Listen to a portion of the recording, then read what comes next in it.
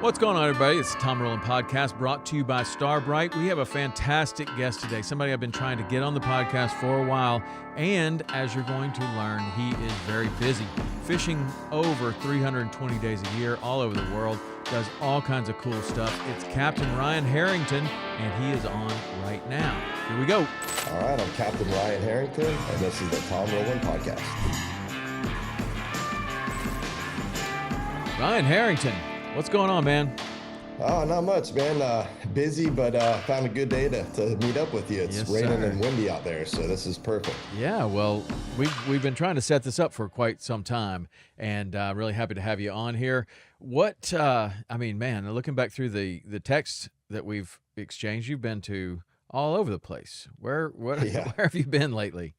Yeah, it's probably a shorter list to say where I have not been. Yeah, but, that's kind of how I've rolled the last 14 or 15 years since I've been guiding. It's and even before I was guiding, I'm kind of the guy that never says no to an opportunity, and blessed with a family that's always been okay with that. But that's my thing. It's opened up a lot of doors for me. Yeah, really since I was a little kid. These opportunities, and I've learned a lot along the way.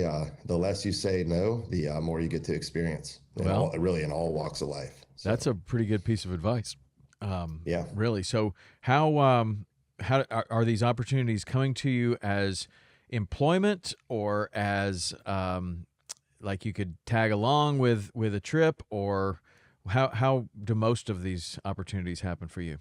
Yeah, so I was, kind of blessed from an early age to get experiences in all levels of fishing. Anything from inshore to offshore, kingfish, billfish, you name it. I kind of do it all. I'm very well-rounded, and so that opens up more doors. Right. Sometimes I think if you're very one-sided and fish one certain type of fishing, you get your certain season, you get your prime times and your prime areas. So that limits you more opposed to being well-rounded. I think the more types of fishing that you can do, the more opportunities are there. So to answer your question, some are employment, some are, hey, we need your help. Come either run the boat or be an angler or a mate. That's the other thing too, is I love, running a boat, being the captain, and I'm happy to be a mate and rig ballyhoo and not touch a rod. So that again opens up more opportunities as well. So what are some of your favorite? Man, it's I get that question a lot. I even get the question of what do you do, because I do it all. Yeah. So my full time, I inshore fish in Tampa Bay. I guide inshore for Tampa Bay, snook trout, redfish, tarpon. And when it comes to my favorite, that's a question I get on guided trips in Tampa Bay. And people think I'm bluffing when I say, hey, a Tampa Bay redfish. They go, but we've seen your Instagram. We've seen what you do. You catch all these big, cool fish around the world.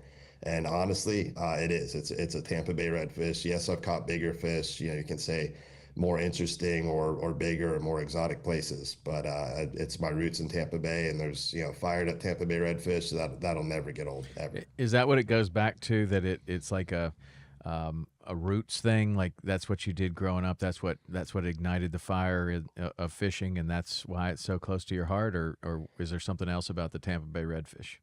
Yeah, it's weird because everything else is cool. I can't put down any of the fishing I do. Catching sailfish in Costa Rica, it's awesome. Catching blue marlin, catching tuna in Louisiana, or yellowfin tuna in the Bahamas. Like everything I do, it has its special place.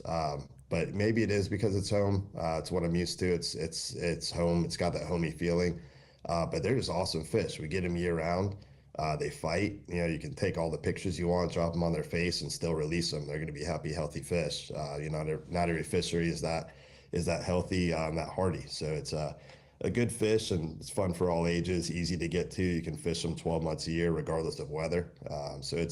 I think it's just a good all-around target, 365 days a year. Yeah, nice. Well, before we get into many other questions, we have this thing we do called the hot seat, which we ask some questions to get to know you better, for the audience to get to know you better. Some of them we just covered, but so let's run down this list, and then often that gives us a lot of other things to talk about. So it's kind of an either-or question, just rapid fire. Sunrise or sunset? Ooh, that's a good one. Sunrise. Spin or bait caster? Spin.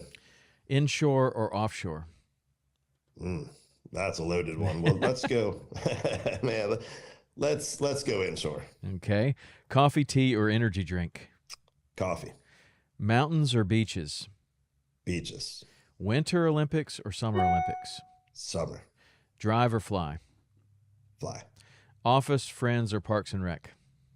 mm, office. Tarpon, marlin, or redfish, which we just kind of Oh, covered.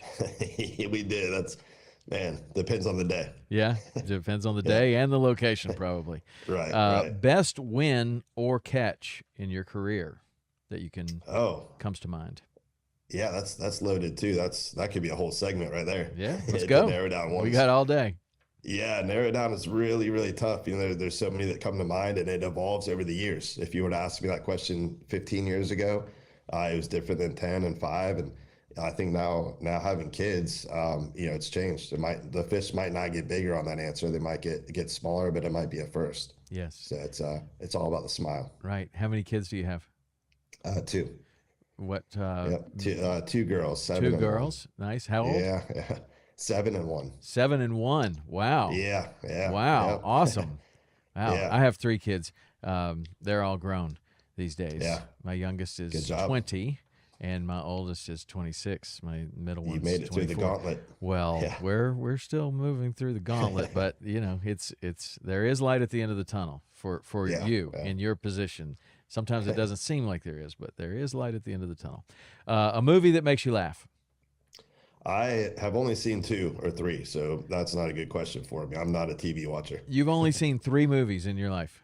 That I've stayed up for. I'll start about 15 with my daughter, but I'm 10 minutes in. I don't care what time of day or how exciting the movie is. I'm over there snoring. Nice. Yeah, Yes, if you take a fishing guide on a day off to the movie theater, it's an immediate nap.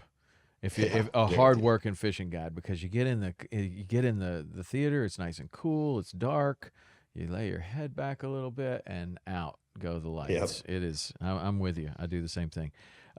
Text or calls, Text, Instagram or Twitter. Instagram, One thing you're afraid of. snakes, One piece of technology that you rely on heavily. cell phone, Favorite fishing destination. Costa Rica. Best piece of advice you remember being given. Don't say no. Okay. That leads us right in. So that's awesome. So don't say no, and that sounds like that has opened a lot of doors for you and sent you to places all over the globe. And is that when did you first start to think, okay, I'm doing this. I'm going to say yes. Maybe the first couple are easy as you start building your career. You've got other things going on as well, family. It becomes harder and harder sometimes to say yes or don't say no. So what was the first kind of opportunity that you remember that you jumped on? So it's kind of cool as far as I'm on the west coast of Florida, so we're not really known for like a billfish destination. We have a great fishery out there offshore, but it's about 100 miles to get to. And I was born in 1981, so you got to think in the 80s, going out 100 miles. Now it's not as big of a deal, but back then was the Wild West. Very, very, very few people did it, and very few kids did it. So at an early age, I was born and raised on a small little island called Tierra Verde in Tampa Bay. Back then there was, I don't know, maybe 1,000 people that lived out there total, and we were blessed with a neighbor that owned a big Ford dealership here, had a 55-foot hatteras, and that's how I got into fishing. But to get to the short and sweet question of when did I start saying not saying no, that was it. So I started billfishing at 9 years old.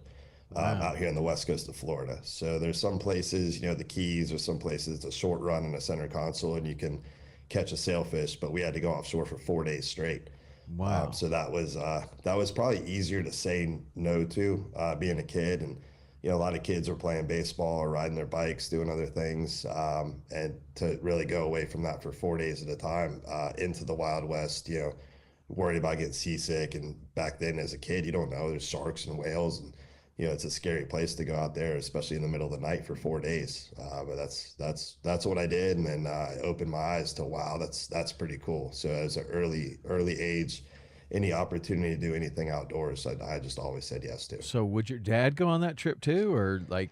Yeah, yeah. So kind of how that worked was my dad. He's from Wisconsin, so he wasn't that into saltwater fishing, but our neighbor and him were best friends. Okay. So he would fish, with him. But that's who I learned from was our neighbor. So he owned the Ford dealership. He worked Monday through Friday at the dealership.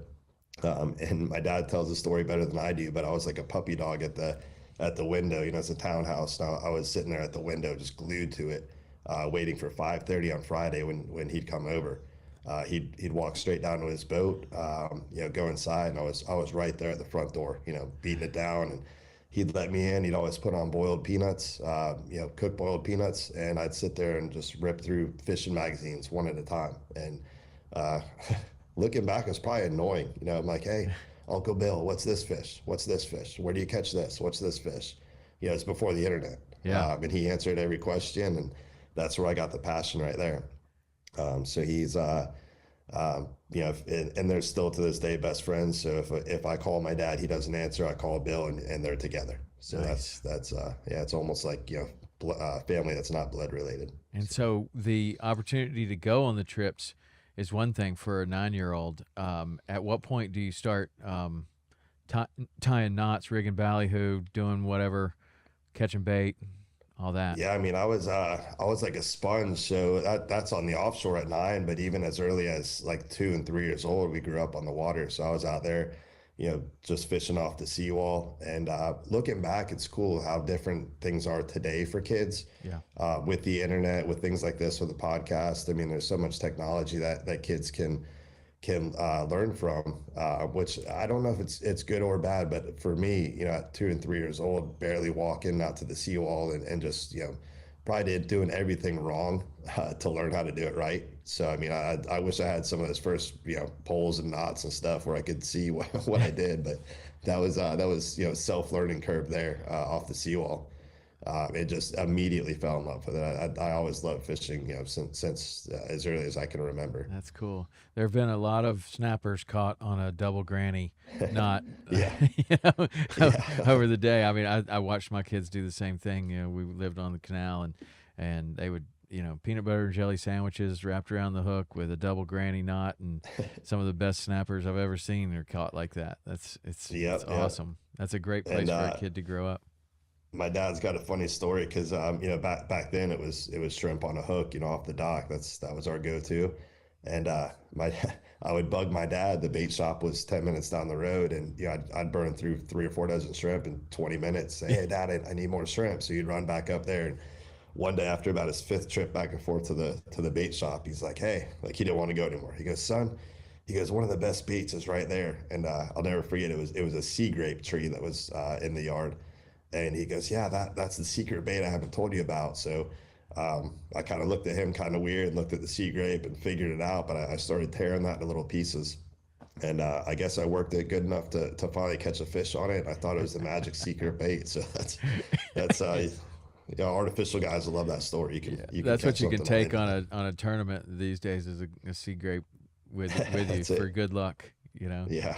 Do you have a good luck? I see that your charter's called No Bananas, so you obviously have bad luck. Is there a good luck? Definitely.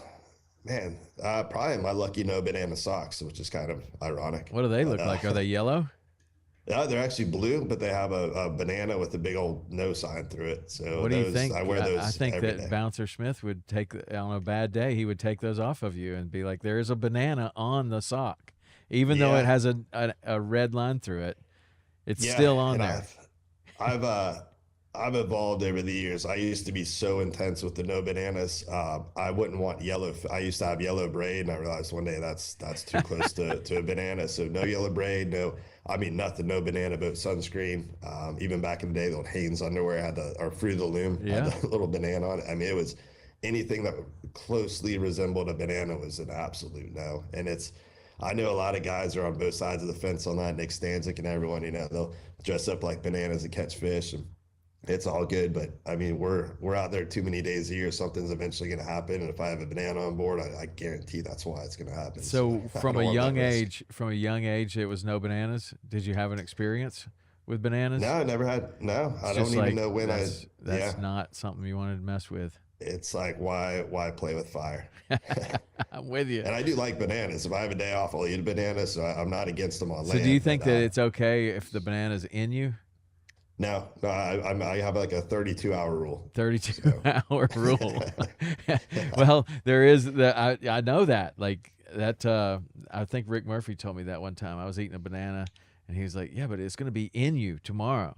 And I was like, right, "Well, I never really thought about that, but I do like bananas." I yeah. got a I mean, friend Anthony Randazzo. Do you know him?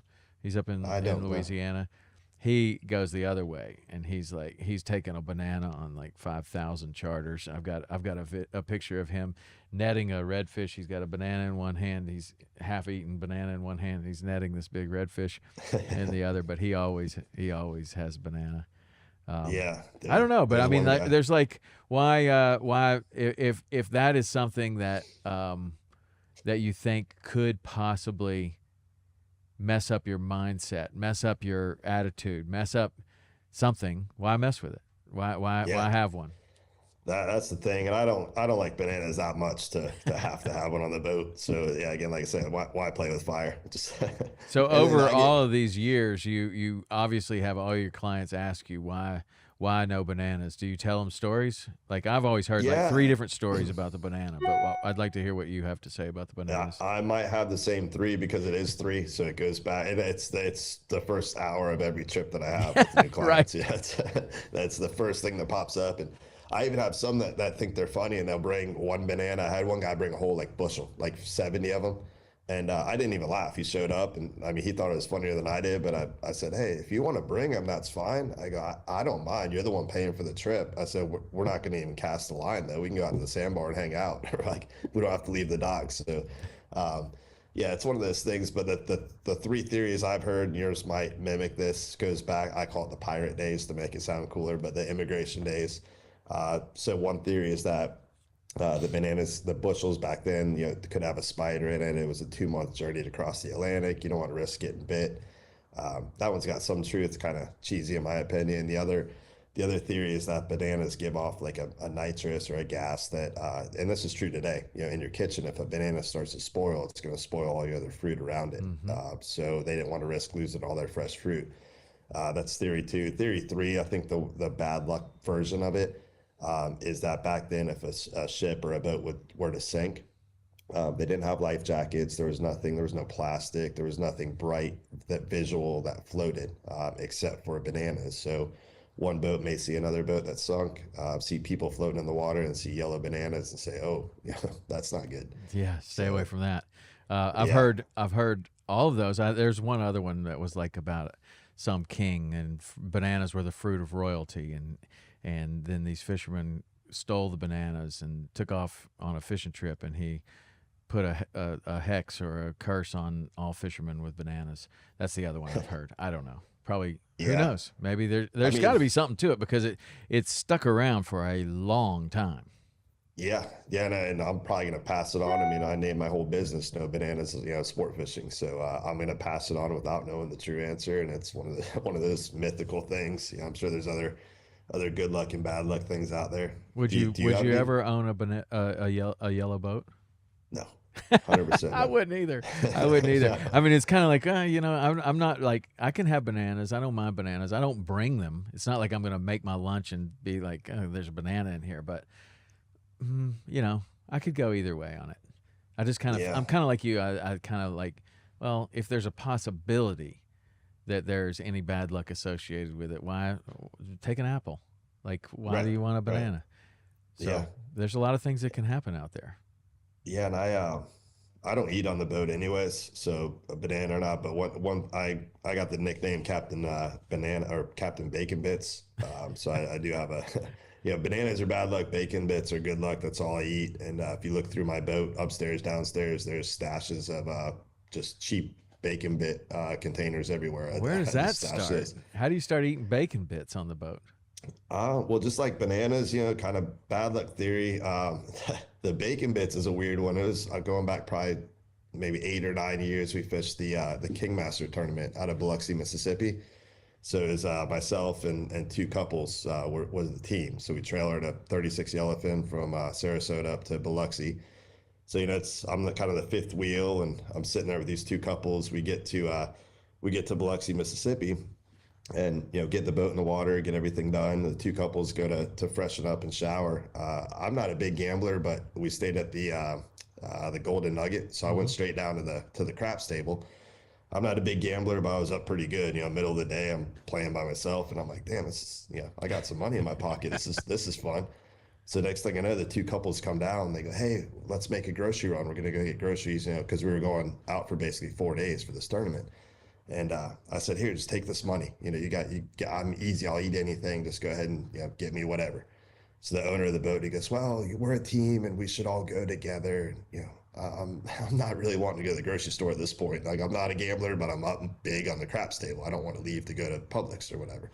So sure enough, he's the owner of the boat. It's his call. So I've just got my head down, not wanting to go. We ended up at Walmart in Mississippi getting groceries together. So I wasn't in the best mood to do that. I just remember getting 4 cases of Coors Light, cracking one open right in the middle of Walmart, and just upset. They're getting their, I cannot say this word, charcuterie. Yeah. Yeah. So, they're two couples. They're getting all their cheese and all that stuff for it, and I'm just not having it. So I go down the aisle. I see the bacon bits. I don't even know if I like bacon bits at the time, but I grab every one of them I see, throw them in the cart. So I got 4 cases of Busch Light and 20 bottles of bacon bits, and I go, that's it, I'm out of here. So I leave. I said, I paid for it. I said, I'll Uber back, you guys meet me at the casino. So sure enough, they stuck to their guns. They said, you can't have any of our food with that attitude. So I lived off Coors Light and bacon bits, and we ended up finishing second in the tournament. So it's that's a breakfast of champions right there. Yeah, and the other 4 people on the boat, they can't even smell bacon bits now. I guess every time I opened it, they could smell it. But well, there is a lot of sodium in those things, so you got your electrolytes covered if you're sweating heavy. Yeah, I don't know if it's a healthy diet, but Captain Bacon Bit. All right, I got you. I like it. So, with all the different types of fishing that you've done and done professionally and competitively, do you find like some of the things that I've done as well are on different ends of the spectrum, right? Like fly fishing for trout and maybe deep dropping for swordfish. I don't know, like just something that's so different from one another.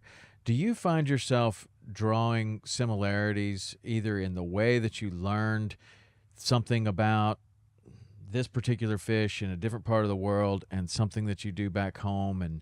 And I just find that really interesting with people that are really well-rounded anglers about the similarities that they draw between very different fish and very different fisheries. 100%. And I'm actually excited to do this podcast with you because we don't know each other that well, but I kind of followed you over the years, and I see that we have a lot of similarities as far as you going A to Z. Yeah. From fly, like you said, fly fishing to sword fishing. And there's so many similarities. There's so many things. I think it makes you a better overall angler because some people, they might be the best at their one target species. That's all they do 12 months a year, and they're great at it. But for those people, I think it's harder to try new things because you're going to stick with what works. Especially as you get older, right? Right. Yep. And it's one of those, and you can't blame somebody saying, hey, this is how I've always done it. I've always caught fish. But they're a little bit maybe more afraid to step out the box where I love doing it, and you can implement, I think, without even thinking about it. Maybe it's a different way you tie a knot or a different, fish faster or slower. There's a lot of similarities, but a lot of differences too, where if you do cross it, especially if the fishing's slow, and not every day is a good day out on the water. So when it's slow, that's where I like to kind of say, my last good fishing trip, was doing this in this area, and it might be totally different fishery, different area of the world. But you try those techniques, you blend them over, and all of a sudden you catch fish. Yeah. I think it just makes you a better over-rounded fisherman at the end of the day. Yeah, I do too. That's actually one of my favorite things is crossing over into different areas and then using something that you've learned somewhere else and having it work, right? Like especially on a slow day, but even on even on a good day, you go someplace and that's just the way they've always done it, and you do something a little bit different and it works really well. That to me is like really cool. But Yeah, I that's mean, I kind of enjoy the variety, and I kind of enjoy the pursuit of being the complete angler, the all around angler, somebody that can maybe not be best at any of it, but be able to do at least do all of it, right?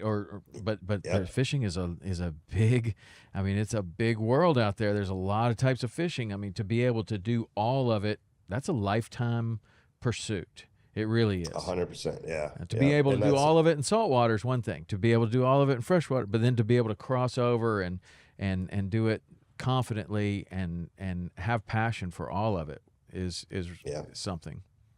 Yeah, and I'm on the water like 320 days a year on average. And there's you started out, asking what my favorite is. It's not one easy answer because I fish so hard. Like we have tarpon season coming up. I'll run 90 days straight without a day off. I love it to death. I'm passionate about it. About that 88th day, I'm kind of over it. But then I get right back in, to bill fishing in July and August. Then I'll go hard at that until September. By the time I get burnt out, then boom, it's back to inshore fishing in Tampa Bay. So um, I think that's how being well rounded and being able to target different species, different techniques. It keeps me fresh. It keeps me going. As much as I love each one of the species and the ways I fish, if I did it 12 months a year, I probably would have burned out years ago. Right.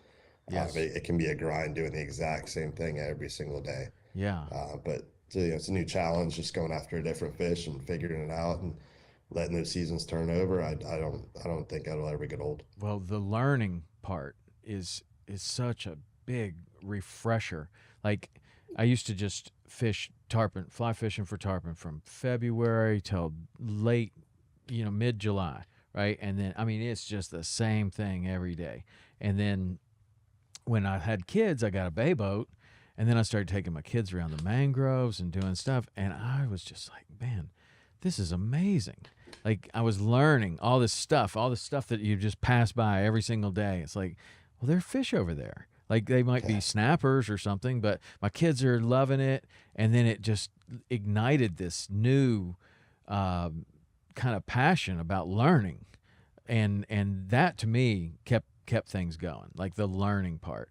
And I'm sure that's the same for you. Like when you're doing stuff like you're doing, you kind of, I mean, there's always learning, but if you're on the same milk route, I mean, you've been doing it for 15 years. How much more can you learn about that? I mean, there's always something to learn, I would think. yeah. Oh, But yeah. I mean, every day too. It's every single day you leave the dock, you're always constantly learning. for It's sure. I So know when when I you're do fish. booking your schedule for the year, do you have hard fast dates like I'm going to tarpon fish until this date, and then Mhm. I'm going to move to something else? You kind of went through it Yep. just a little bit, but go a little bit more specifically. Like what are your seasons? Yeah, so if I were to start the year, say in January, January, February, there's a lot of Costa Rica fishing mixed in down there. So I've been part of a team down there for the last couple of years on a 68 Viking. They're really dialed in Los Sueños, so that's a lot of wintertime because the fishing's slow in Tampa Bay. So we can do Costa Rica in the wintertime, January, February, and then usually March. Come back. That's when the inshore fishing's real good in Tampa Bay. So March and April, a lot of snook trout, redfish in Tampa Bay. And then, everyone asks when is tarpon season. There's not a date. There's not an open date or a closed date. But for me personally, I run my personal tarpon season is May 1st through July 12th. May 1st is just when the big migratory fish are in. I can guarantee if we go out May 1st, we're gonna have shots at tarpon.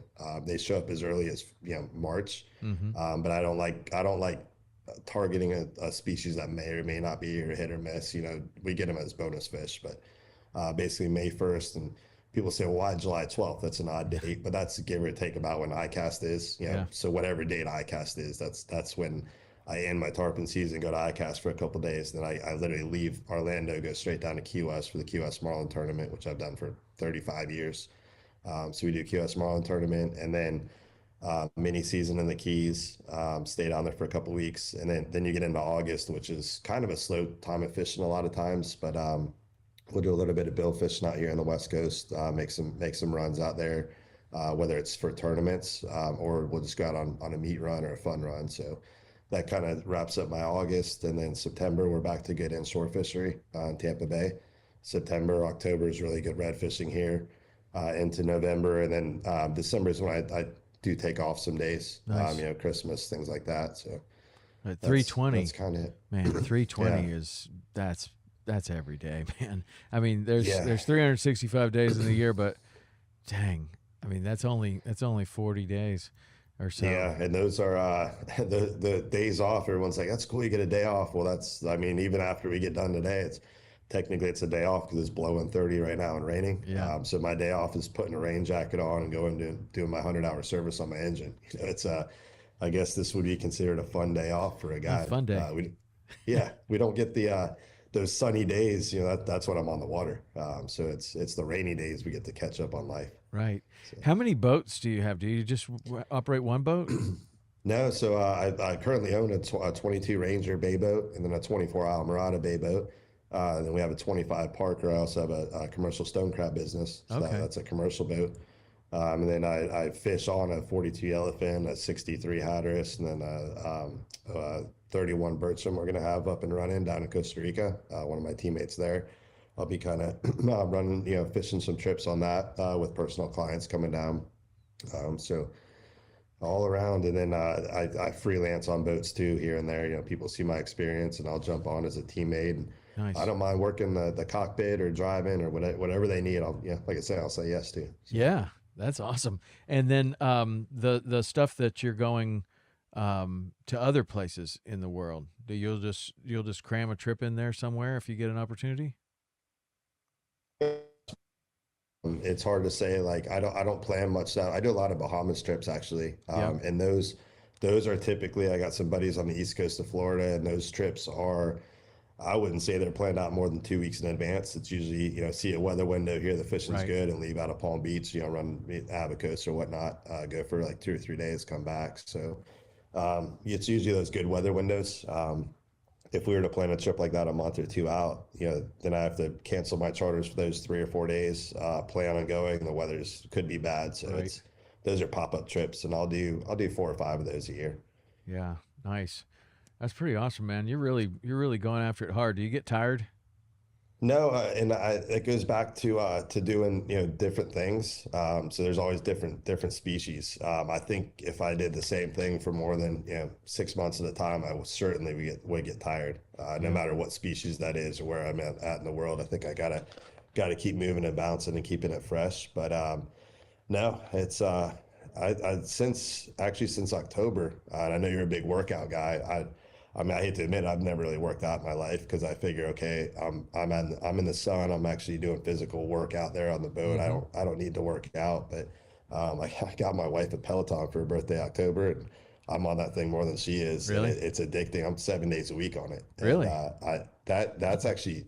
I thought I was too tired to have time to work out, but that's certainly boosted my energy. I know Yeah. you know all about that, but that's keeping me going even more. So I got tarpon season coming up around the corner. Like I said, I'll run 90 days straight. I'm excited to keep on that workout routine and see if I get that extra energy boost. I think you will.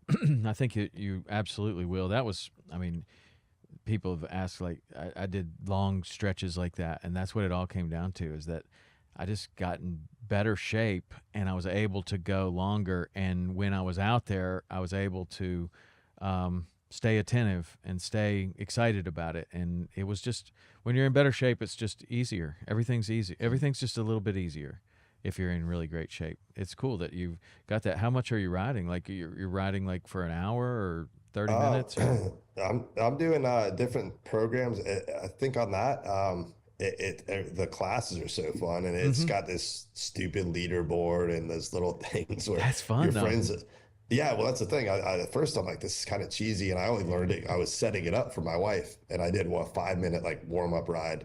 I haven't ridden a bike since I was a kid, so I did a 5 minute warm up ride, and like two of my friends, I don't even know how saw, I guess, on my email address or whatever that I was on there. so I follow them back or whatnot, and it keeps you it keeps you on your toes. But I'll ride 7 days a week, so I'm about 260 miles a month, Nice. and it's there's no real I don't really have any goals or anything on there. Just like however much time I have, I'll do a 10-minute class sometimes. I'll do 45 minutes, an hour, whatever it is. So I don't really have personal goals yet, but it is cool seeing how much I'm riding. So. And you've noticed a 100%. Oh yeah, yeah. big It difference. basically in the energy level.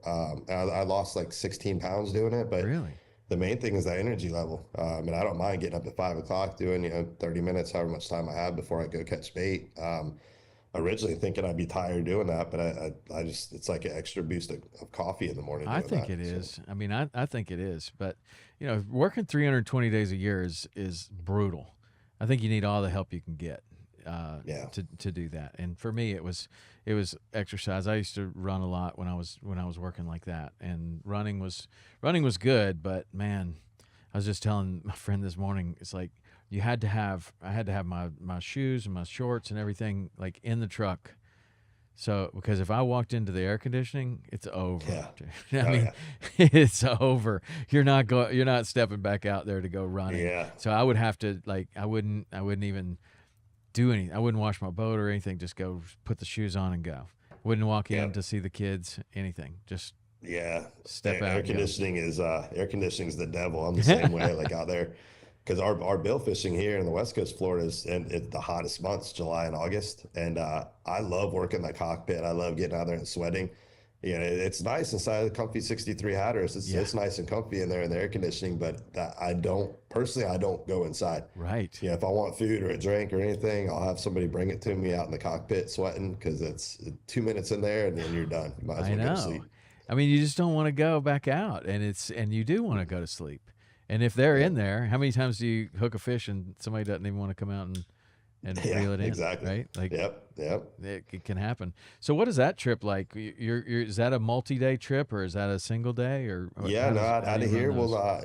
usually for tournaments, so we'll leave the dock on Wednesday, we'll like kind of chug out there and basically the spot isn't the same every year. It's or every tournament. It's wherever the loop current is off the West Coast. So there's times it's 80, 85 miles offshore, and there's times it's 150 miles offshore.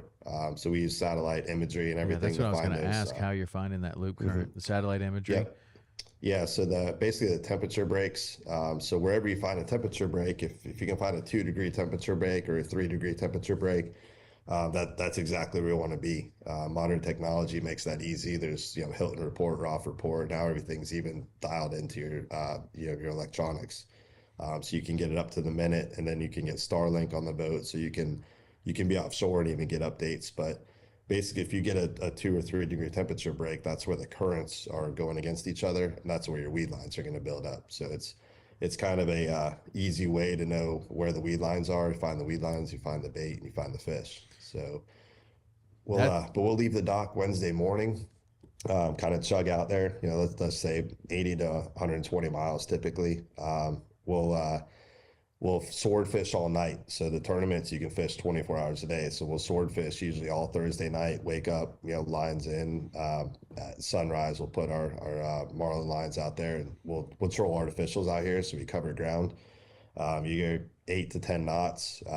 That's a lot of ground in daylight hours. So if we find a good area, we'll zigzag that the entire day. If it's not a good area, we keep the lines in. We don't run and gun. So when the lines go in at sunrise, we don't pull them out till sunset. wow. So we fish all day, and then that'll be Friday night. Sword fish all night. Saturday morning, we troll for a little bit, and usually come back. The weigh-in's usually on Saturday evening, so it's 3 or 4 days straight. We're fishing the entire time. And then you got do you have to take a day off or can you go straight into a charter the next day? Yeah, that Seriously, Sunday that's because I don't. brutal. Yeah, and I like to fish. I mean, I take little cat naps here and there, but I like to fish the entire time. So usually when we're sword fishing at night, that can be really really boring out there. So I'll sleep in the beanbag out there in the cockpit, and I'll probably not smart if you ever see me without a toe. That means we got a big fish because I'll put my foot up on the reel Uh-huh. to kind of feel the bite if I don't hear it. It's in the back of my mind that that toe could get wrapped around that line pretty Sure. quick. So What about the stars out there? Are you seeing some that's incredible? awesome. Yeah, Uh, it's one of those things. Actually, Joe Rogan was talking about that the other day. That's why I fell in love with hunting. huh. Where he said, what was the stars itself, and it's something I never thought about until he said that. It's just it's a bonus of being out there, and it's a grind. There's two ways to look at going offshore for that many days. It can be hot and sweaty and rough and nasty, but things like that, seeing nature, see whales every once in a while, or just cool stuff you don't typically see, Yeah. and certainly the stars out there. We have so much light pollution, no matter how big and fancy your house or your neighborhood is on land. There's light pollution everywhere. So really, the people that hunt and fish are the only people that, regardless of how much money you might have or not have, if you can get out there in that wilderness like that, the middle of the woods or the middle of the Gulf of Mexico or the ocean somewhere, it's an amazing thing. It makes you realize like how small you are in the universe. It's Yeah, kind of cool. for sure. When you get to a place like I was in Africa one time, maybe the best stars I've ever seen, probably in Africa, and we just stopped and we just all just looked up, and it was amazing. But when you get out and you're doing that nighttime sword fishing, or you're camping in Yellowstone or doing some awesome thing, it makes you realize like that was like what old like before TV, before the internet, before all this other stuff. That's what people did for entertainment, is like look at the stars every night, campfire stars. And they were so connected to the stars. And you see that in architecture, and you see that in like the way the pyramids are lined up, and all of it is associated with the stars. And we've gotten so far away from that, that when you take somebody someplace where they haven't seen it, and like a kid these days, that'll be the first time they've seen the stars like that. It's Hmm. amazing. It really Yeah, that's is. something you can't recreate. That's probably one of the coolest things I've seen in real life, with my own eyes, that I've never. There's no point in even taking a picture of it. Right. It's like one of those things that it's never, you can't duplicate it. So whether you take a picture or video or show anybody when you get back, it's not going to have that same feeling. No. It's hard to describe, but it's cool talking to someone else that has experienced it, and it's just one of those things that, regardless of how old you are, or what your background is, I mean, you see those stars, you're like, wow, that's pretty cool. I mean, when you really see them in a dark place like that, like way out in the Gulf of Mexico, or like I don't know, middle of the ocean, or like Yellowstone National Park is a real good one. If you camp there, it's like the furthest place in the continental United States. You can find the furthest place away from a road, from a paved road in the continental United States, in Yellowstone National Park. But all over Montana and Idaho and Wyoming and those areas, you can find some really dark places where they're not many lights around, and the difference is it's just crazy. Like to look up there, and when you really get there, you can see depth between the stars, and you can tell like some are like further away than others, and or at least it looks that way. And even if it's real dark in your backyard and you look up, it kind of all looks like it's kind of, you know what I'm talking about, like Yeah, when you really it's get like in those dark 3D. places. Yeah. Yeah, it's 3D, and Yep. it's hard to it's hard to even describe to somebody that hasn't seen it. But it's just, I don't know. I did see. We did this thing where we went tarpon fishing with night vision goggles, and I had one of my friends that's an elite military guy, and he has really, really, really good night vision goggles. And the thing about the night vision is that you see the stars just anywhere, like you do out, like what we're talking about.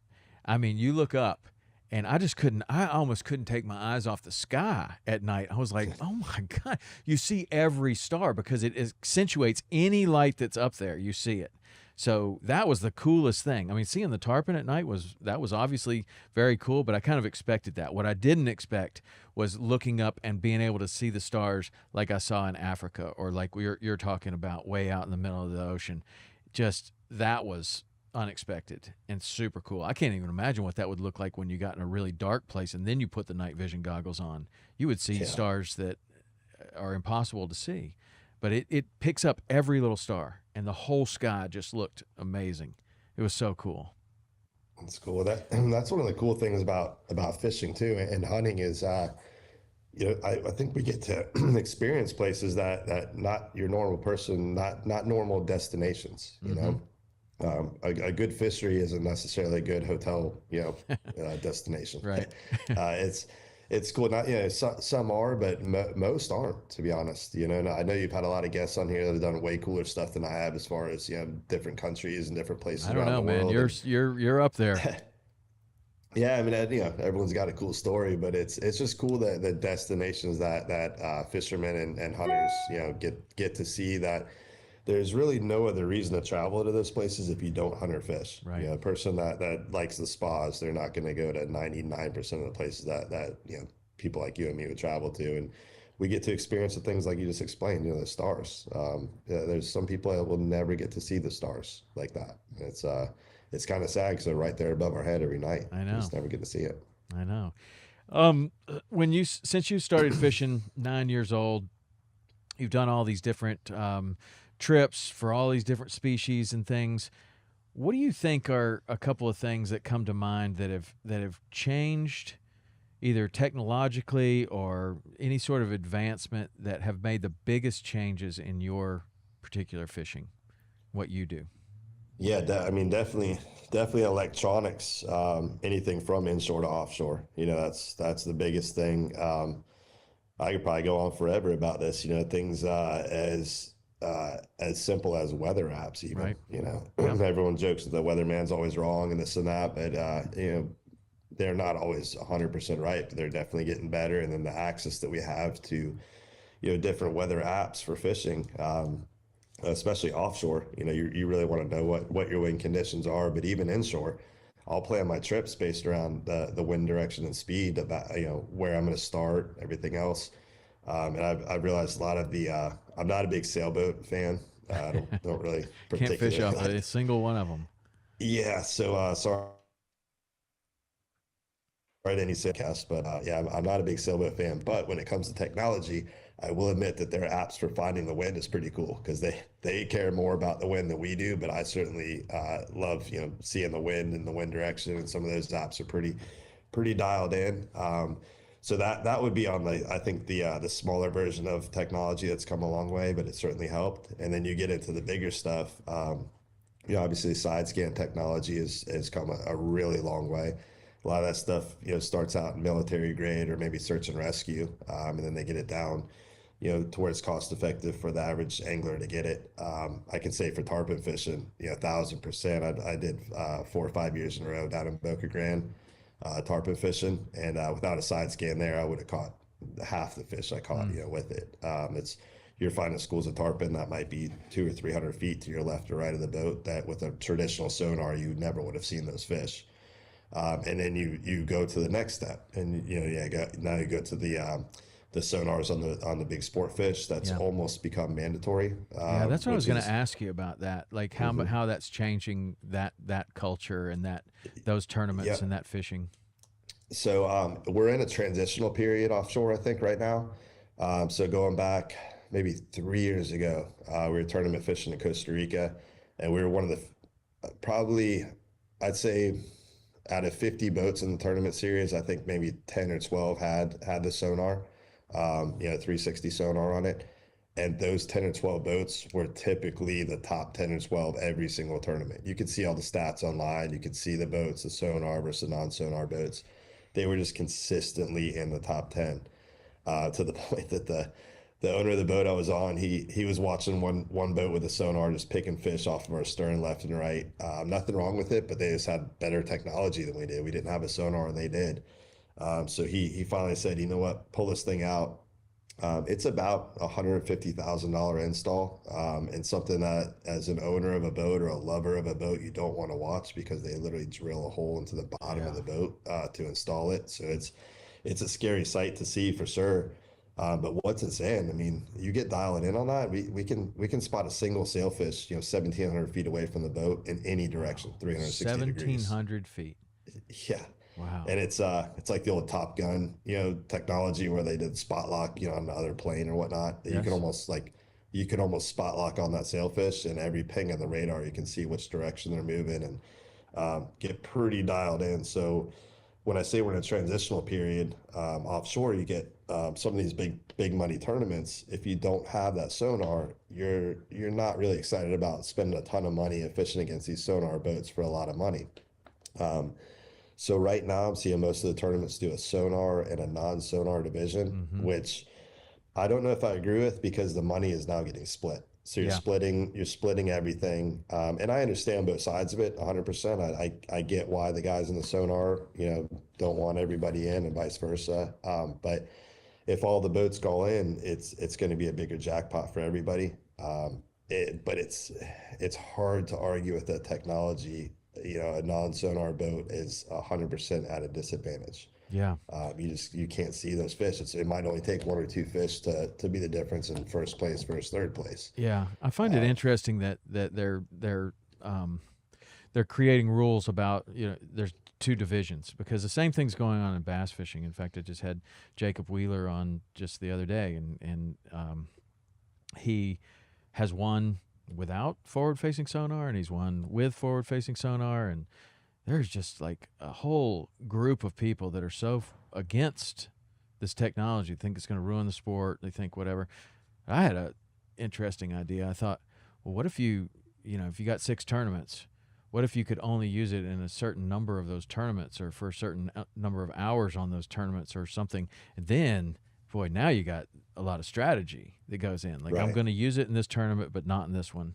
And maybe you make the right choice, maybe you don't. But it's interesting in the offshore world. I mean, it's kind of the same thing going on at a higher cost, like $150,000, but you could spend $60,000 on this other technology and forward-facing sonar for bass fishing. So there's Yeah. some people that say that it's not fair because some people can't afford it, but yeah, these are big boy tournaments, man. Like the tournaments that you're fishing in, that's where the big boys play. So if you want Yeah. to What's step up funny to that though, line, don't you think that if that's what's required, then I yeah, mean, so here's funny. It's funny that you talk about Wheeler. So him and I are good friends going oh, you back to are? yeah, we were on the national team, Evinrude team together Oh, back in the cool. day. And I got some funny stories about him catching his first redfish for sure. The the bass guy's hook setting with a circle hook doesn't work too Yeah, good, right. but he finally got the hang of it. So no, he's a good guy. And when I met him, I don't know, 10 years ago, whatnot, back on the national team for Evinrude, it was mostly all bass guys. I was like the only saltwater guy on the team, and I don't know anything about bass fishing whatsoever. And it's funny, talking about the big boy tournaments and this and that. And, sure, in bill fishing, there's a lot of six-figure checks we're holding up, and some guys even getting in the millions in some of these big tournaments. So it's easy to look at the pictures of a big check on stage and say, Right. "Wow, there's a ton of money in bill fishing." But after talking to Wheeler and some of the guys, those bass guys, that's where the money's at. Like if I Mhm. had to go back in time and do it all over again and fish, if I was fishing for money, period, 100% you got to be on the bass tour, because it's just. Now, I'm not saying that their stuff isn't expensive, but those guys sometimes will complain about burning like 150 gallons of fuel in a 3-day tournament, and I'm like, damn, man, we burn that catching bait before Yeah. we even start the Right, tournament, exactly. so the technology levels come up, but it's as far as your profit margin on bass, and then how we go back to some of these destinations that we go to are cool. Some of them for bill fishing are expensive as well. You got Yeah. Cabo San Lucas, and some of these places are high-end resorts, and you got your slip fees and everything else, and the diesels, everything's just expensive. Where some of these bass lakes are beautiful, but there's nothing wrong with staying in a $40 a night La Quinta Inn or Red Roof Inn. Yeah. That Or a lot of them they get a little camp, cushion they'll there. have Yeah. one of the rigs is like you got the whole camper, cab over Hmm. camper in the back, the Lance or whatever. And then Yep. when they get to the thing, they just leave that at the campground and go. That seems like a really good way, but man, Yeah. that's a hard way. I mean, there may be more money in it, but it is a hard way to make a living. It's kind of like being a rodeo cowboy or a professional wrestler. Oh yeah. Yeah. You're gone all the time. Very Yep. Yeah. physical. That's why Very. there's very few of the good ones. They're always at the cream of the crop. But I dabbled my toe in it on the FLW as a co-angler a couple years ago. Did you? And, yeah, What'd you think? it was actually a lot of Now, fun. did you do the It redfish was. tournaments? You did the redfish tournaments too, right? I used to, yeah, Yeah. yep, yep. But I did the FLW, the bass Uh-huh. tour, which was it was fun because I put zero pressure on myself. You know, sometimes a lot of these captains they won't do tournaments, period, and I understand it. I come from a tournament background. I love tournaments, but there's a lot of times that it's a lose-lose situation Yes. as a guide because if we win, everyone looks at us, you know, they go, okay, yeah, it's cool. Yeah, you won because you're a captain. You're full time. Of course you won. Like, yeah, that's not fair. Like, you should have won it. And then if you don't win and, you know, the weekend warrior beats you, then all of a sudden you suck. It's Right. like, man, yeah, that guy lost. He's a full time captain. He lost. Like, this guy over here, you know, won it. So I get, you know, it's a fine line when you dabble into those tournaments like that. But going into the Bass Tour, I did like 6 tournaments in the Southeast, and it was cool for me because I went in with zero pressure. I didn't really care. I mean, I wanted to catch at least one bass so I could go up on stage and weigh it in. But other than that, I knew I wasn't going to go in there and win it, and I'm not going to try to. I actually talked to Wheeler about it before I went for my first tournament. I said, hey, I said, what should I throw? I think the first tournament was in Lake Toho, over in the middle of Florida. I said, I'm fishing this tournament. Like, you know, what kind of lures should I get or whatever? And he sent me a list of about 7,000 different worms and all that. I walk into the Bass Pro Shops. I'm like, oh man, I'm not trying to do that. I'm not even trying to throw a bait caster. You know, I was like, Right. so I showed up to my first tournament. It's kind of funny. You just get paired up with an angler the night before, so you don't know who it's going to be, and they're the pro. I was just a co-angler, so I had to walk up to the guy and it kind of a walk of shame and say, "Hey, you know, nice to meet you." I said, "I got good news and bad news for you. You know, good news, I know my way around the boat. You don't have to worry about me. I'm fine." And I said, I got thick skin too. If you see me do something wrong, you know, feel free to lay into me. I can laugh it off." And I said, on the bad side, I don't know anything about bass fishing whatsoever. So I was like, man, if I could just catch one fish, I'm fine.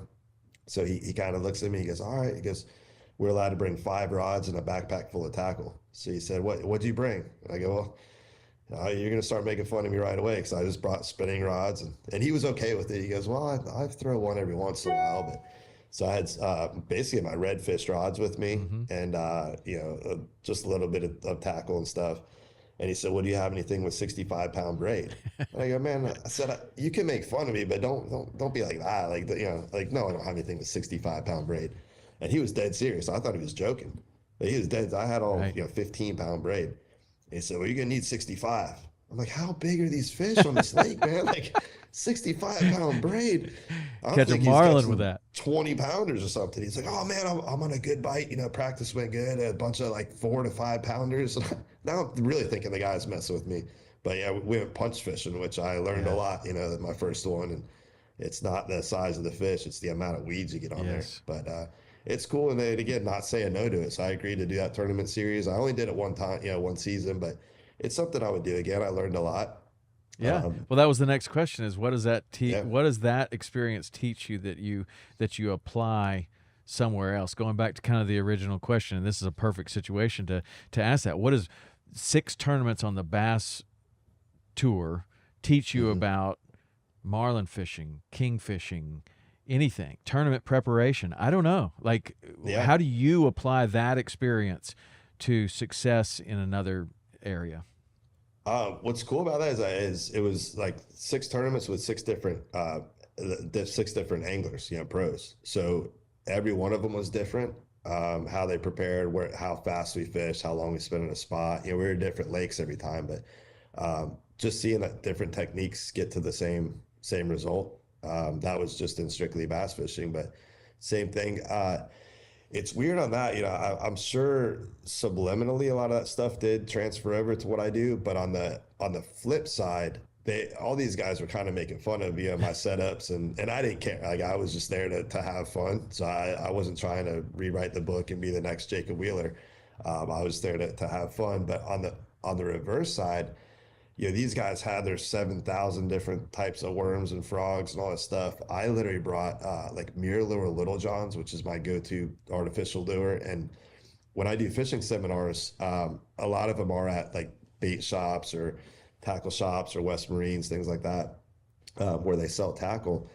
and I'll get up on stage, I'll do my thing, and that question comes up a lot, like, what's your favorite artificial lure? And my go-to is that Little John. It looks horrible. It's a stick of plastic. I mean, it's not sexy at all. You go in the tackle shop, section with all these live targets and all these pinfish looking baits that literally looks like you need to put that bait back in the water. You think it's dying in the package. That's how good they look, but it's just a little stick bait. There's nothing sexy to it. That's what I would bring on these bass tours. And all 6 of the guys I fished with, by the end of the day or the end of the tournament, I think they went out and bought them because it was catching fish.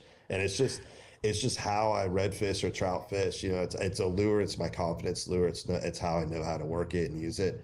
You can fish all different depths of water with it. So I was just out there using it. I literally my exact same redfish rig going on to these lakes and catching bass with it. So it's something that transferred over, and I'm telling these guys, like, hey, you have 7,000 different worms, but these bass live in a lake, and they've probably seen all 7,000 of those before. That this is something new I'm throwing at them. Something new that's super old, right? Yeah, and then on the flip side, though, I did use some some Ned rigs, some things I wasn't familiar with, and I've used those and caught redfish on. Sure. And again, I think Tampa Bay redfish are very pressured, so maybe I'm throwing something at them that they haven't seen before. And fishing is really easy to overthink or underthink. Sometimes it gets way too and I don't mean to stereotype, but these bass guys, they seem like they have so many lures and so many different things. Like, I mean, if you go to like a place like a Bass Pro Shops, if you go to the bass section, it's massive. It's aisles and aisles and aisles. Then you go to the saltwater section, there's just not that much diversity in the lures. I mean, sure, there's a lot, but not compared to freshwater versus saltwater. So I don't know. You can overthink and underthink fishing. And when I do my seminars, there's always 1 or 2 people in the back, usually older people, old school, pen and paper, writing everything down, which is fine. I'm up there giving a talk anyways. You can take all my info. But I joke at the end of the seminar and I say, okay, everyone that took notes on the way out, you can just crumble that up and throw it in the trash. They kind of look at me at first like, whoa, man, like, you're giving your info. And I go, that's fine. Like, I don't care about the info, but every day I leave the dock and I go out there, those are all my theories. That's my experience over the last, however many years, but that I prove my theories wrong every time I leave the dock. Yeah. So it's like, get out there and fish and just figure it out. I mean, that's what makes it fun. That's what makes the 320 days a year not be a grind. It's I learn every single day I go out there. So, dude, that's awesome. I don't know that there's any better way to end this one other than asking you to come back. I'd love to go deeper on so many different things, and we got to get out together and fish sometime. I would love to fish with you. For sure. But tell everybody how they can follow you, how they can go fishing with you, how they can support you in whichever way they can. Yeah, being on the water that much, I'm not the best at answering my phone. So if you do want to get a hold of me, usually text message 727-692-6664, or the easiest way is on Instagram. It's at Captain Ryan Harrington. You can message me or follow me. I'll follow you back, and we'll go from there. Right on. All right, man. Thanks, Ryan. I know that this is a rare day off for you, and I'm glad to have gotten this taken care of and gotten you on. Really nice to talk to you. It's been a blast, and I appreciate it. Yeah, awesome. Okay, that's it for today. We'll be back with another awesome guest, just like Captain Ryan Harrington, next week. See you then.